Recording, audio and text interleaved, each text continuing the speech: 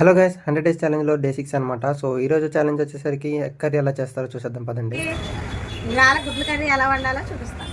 Oil, గుడ్లు వేపడానికి పసుపు పొడి, నూనె మరిగిన తర్వాత గుడ్లు వేసామండి. ఈ గుడ్లు 5 నుండి 10 నిమిషాలు వేగనివ్వాలి. సో ఈ వీడియో కనుక మీకు నచ్చినట్టయితే లైక్ చేసి సబ్స్క్రైబ్ చేసుకోండి. మీ ఫేవరెట్ ఫుడ్ ఏదో కమెంట్ సెక్షన్లో కమెంట్ గుడ్లు కూడా చాలా సులువుగా సింపుల్గా తయారు చేసే విధానం అండి. 15 గుడ్లు కూర నేను వండుకున్నాను.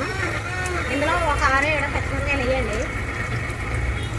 నెక్స్ట్ పచ్చిమిరపకాయ వేయండి, టమాటా ఉల్లిపాయతో చేసిన పేస్ట్ అండి వేసాం. ఇది బాగా మగ్గనివ్వాలండి. గుడ్ల కూరలకు కావాల్సిన తగినంత ఉప్పు, చిటికెడు పసుపు మగ్గనిద్దామండి కాసేపు.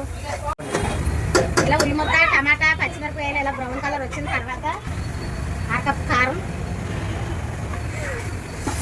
తగినన్ని నీళ్లు వేసి బాగా కలిపేసి ఇట్లన్నీ ఇందులో వేసి ఓ 10 నిమిషాలు ఉడకనివ్వాలి. ఇప్పుడు మనం ఏం సొంతంగా ఆడించుకునే మా స్టైల్లో మసాలా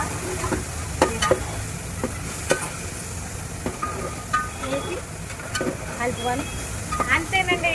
సులువుగా సింపుల్గా వండుకునే గుడ్ల కర్రీ రెడీ.